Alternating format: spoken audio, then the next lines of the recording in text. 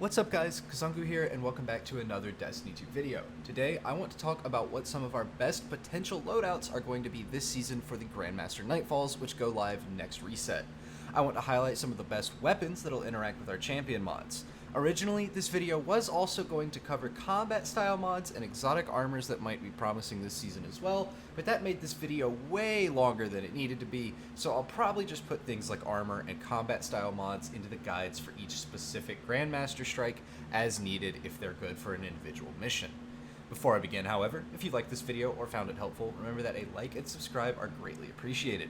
And if you feel like it, come check out my Twitch channel, which is linked down below. I will be streaming over there for a few hours once this video goes live, so come check it out.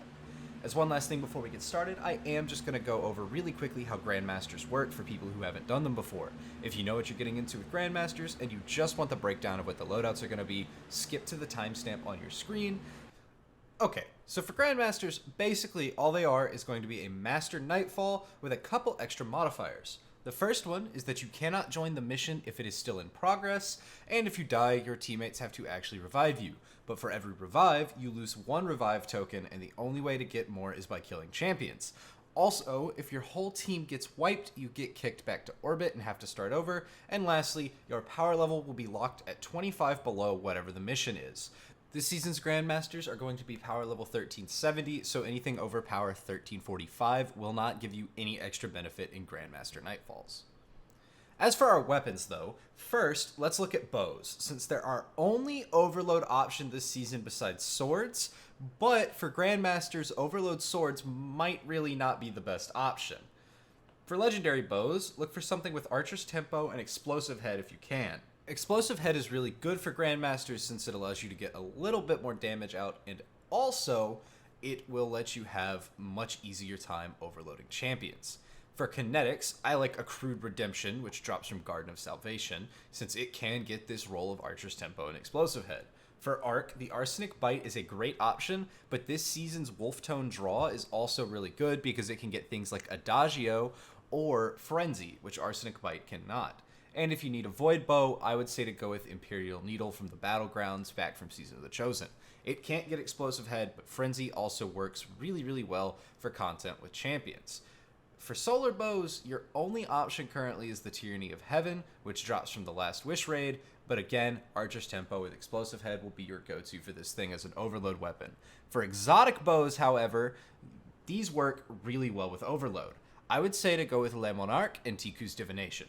Tiku's with the Catalyst is able to put out a lot of splash damage and ramp up with its stacking perk, as well as make Warmind cells with the right mod setup, but do remember that Warmind cells have been nerfed very heavily in Season 15, and Tiku's can, however, also activate the Explosive Wellmaker mod that has risen in popularity as a result of the Warmind cell nerf.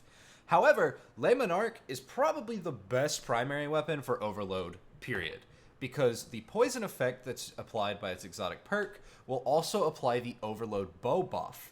As a result, you can constantly keep overload champions from healing without having to constantly be hitting them with arrows, since the poison ticks will apply overload.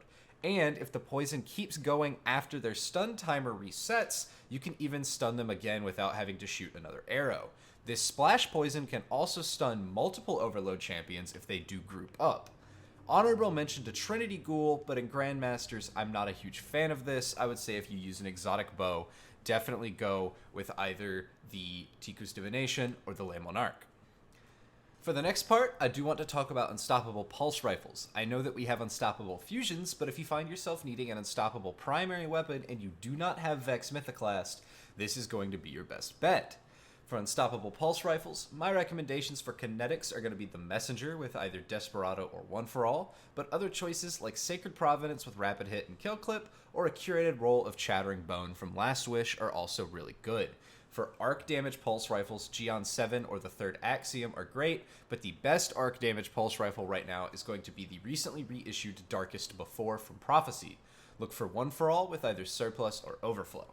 And for a solar pulse rifle, I recommend a good Stars and Shadow, and for Void, I would recommend getting a Grid Skipper with Frenzy. If we want to look at exotic pulse rifles, however, there are two that I think shine really well in high-end PvE at the moment, especially with the Unstoppable mod, and those are the No Time to Explain and the Outbreak Perfected. No Time to Explain's Ammo Refund perk is fantastic on its own, Even though we now have infinite primary ammo, no time to explain, never having to reload, and being able to get the little time portal that also shoots at enemies is fantastic, and I think is really, really good this season with the Unstoppable mod. However, if you have 3 people on your team that have Outbreak perfected with its Catalyst, you can stack the Siva Swarm pretty effectively and use it to increase your damage to champions as well as adds, especially since you do gain damage bonuses from your teammates' Siva being attacked at targets. It makes for really, really efficient clearing out of enemies.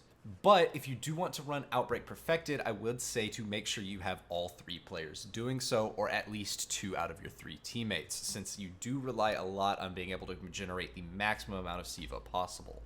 An anti-barrier, we only have auto rifles this season. So I am going to talk a little bit about these, but I'm also going to say that typically in seasons where we only have 1 or 2 anti-barrier options and they're all limited to short range, a lot of times teams just default to having one player run ERIANA'S VOWO. So I am going to mention that weapon here. ERIANA'S is going to be top tier for any of these strikes where there are anti-barrier champions. However, if you do decide that you want to use an auto rifle, you do have a few options. We have last season's Kinetic Chroma Rush, which I think is still pretty good, but I would keep an eye out for a good Last Breath that has been reissued in Prophecy, since this auto rifle can get either One for All or Frenzy, and you can get either Subsistence or Demolitionist in the 3rd column for a really, really good combination of perks. For Void auto rifles, I would recommend either Gnawing Hunger or the Garden of Salvation auto rifle, Reckless Oracle, although Last Wish's Age-Old Bond could be okay. I don't think high impact autos are fantastic. And for solar autos, we have the Europa auto rifle Arctic Haze, which I think is probably the best, but a good summoner with something like Overflow and Rampage may not be bad. However, this would be something you would have to have from way back when, since it's not currently dropping. Chrysler Mellow from this season is an option, but in my opinion, it's not very good and I would avoid it. For Arc auto rifles, I think that Shadow Price and Arc Logic are the best options. However, you could also get the new auto rifle from the Crucible, Sorrow's Verse, since Sorrow's Verse does have access to both Frenzy and One for All, which are great perks for Grandmaster Nightfalls. I will say, however, that since it is anti-barrier auto rifle specifically, I think that the Shadow Price is the best Arc one, given that it can get Disruption Break, which does work against anti-barrier champions. And for exotic auto rifles, I can only really recommend Hardlight for anti-barriers, since it can deal with all the different elemental shields you'll match in those strikes, but I still don't even think it's that good, because the problem with Hardlight is it just doesn't do that much damage at the benefit of being able to do any element, but you could always just diversify the elements that the players in your fire team have. I would pass on Hardlight this season. For Unstoppable Sidearms, which I will talk about since they are an option, there's not a whole lot of choices, although I will say if you're going to use an unstoppable primary weapon, you should probably use a pulse rifle, and even then, I would probably just use an unstoppable fusion rifle this season. But if you do need to use a sidearm for whatever reason, I really like High Albedo from Europa, I really like Brass Attacks from Season of the Chosen as well with Rapid Hit and One for All, and the Vision from last season also does a lot of damage. And for Solar Legendary Sidearms, your only choices are the new Punching Out, Drang, and Fool's Remedy, none of which I can really recommend for high-end PvE, but if you really needed to, you could probably use Punching Out since it does have some potential good rolls. However, you could use Devil's Ruin with its built-in Unstoppable Laser if you want a solar sidearm. I also would say that you could use something like Cryothesia 77k with a stasis build if you like sidearms a lot, and Peace Bond from Iron Banner is also not too bad, all things considered, but I would recommend skipping on a sidearm. I cannot emphasize that enough this season. For the main attraction, Unstoppable Fusion Rifles, my recommendations would be to use Plug 1 with Reservoir Burst, Cornered, or Backup Plan for arc damage, use Null Composure or Zealous Reward for void damage, and go with either Dreambreaker, Iota Draconis, Cartesian Coordinate, or a good Trinary system for solar. For linear fusion rifles, you have Tarantula, which is arc, Corsair's Wrath, which is solar, Threaded Needle, which is void, or Reed's Regret, which is stasis. I will say, even though Reed's Regret is one of the best linear fusion rifles that we have right now, I do not recommend it for Grandmasters, since it can't really break any of the shields, given that currently we don't have any enemies that have stasis damage shields, and that utility is very valuable in Grandmasters. I like Threaded Needle the best out of the other ones that we have, and if I need a solar or arc linear this season, I would probably just use either Sleeper or Queenbreaker instead of Tarantula or Corsair's Wrath. For exotics, do not forget about the Arbalest, since that is going to be a special weapon linear fusion.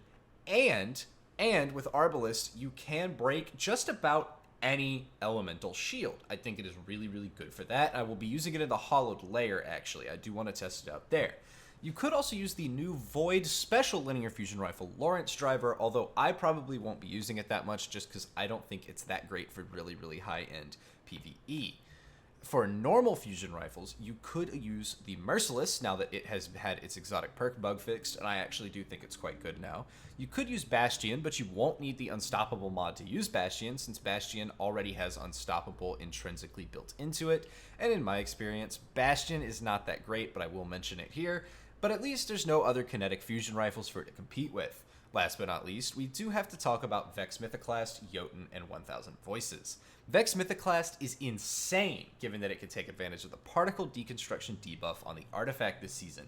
It is also a primary weapon, therefore being one of the better ways to get Unstoppable applied consistently, but it is also probably the best primary weapon in the game right now due to the previously mentioned particle deconstruction debuff. I absolutely love this thing, and its linear mode is actually quite good for Grandmasters. Jotun is also very good due to its long range and the fact that it has shield disorient built in. So if you hit something with a solar shield with Jotun, even though that will not be an unstoppable champion, you will be able to blind enemies around it. I do actually think Jotun is pretty good. I don't think it's the best, but I do think it is definitely usable. And last, we have 1000 Voices, which is the heavy exotic fusion rifle that drops from the Last Wish raid. And this thing is really good because it can do a lot of burst damage very quickly. The only thing I will say about 1K is to be very careful when using it because it is very easy to accidentally blow yourself up with 1000 Voices. Lastly, for Overload Swords, I will talk about these since they might be good in some of the strikes, but I will say as a disclaimer, I'm probably not going to use them for any of the Grandmasters that I run just because the bows are one of my favorite Overload mods. However, if you do need to use a sword, I would recommend either Falling Guillotine for any Void Sword you need, Negative Space for any Solar Sword you need, and either Bequest or Night Terror for any Arc Swords that you need. Titans, you do still have your Crown Splitter, it's still quite good at doing burst damage, and Hunters, you could definitely run Quick Fang with One for All and a stealth build. That could be really, really, really good at clearing enemies quickly. If you want to do any weird stuff with swords, however, I would recommend using either a Soulless Scar with Chain Reaction or Vorpal, or you could use a Temptation's Hook with Vorpal Weapon. However, given that Overload champions tend to move a lot, these projectiles move very slow, I would not use either of these caster frame swords myself. For exotics, you could try using Black Talon with Overload, but I don't think it works very well with that sword mod, and yeah, I would just skip out on Black Talon. However, for exotic swords, you could also use the Lament. However, as another disclaimer on the Lament, it already has anti-barrier built into it, so you're not actually able to activate the Overload sword mod on this weapon. However, that's all I have for this video, so if you liked it or found it helpful, a like is always greatly appreciated, and if you want, click subscribe as well as the bell icon to catch a notification anytime I make a new video. On top of all that, I will say, check out my Twitch channel down below, where we'll have some live streams, including a short one when this video goes live later. And as always, everybody have a great day, and I will see you in the next one.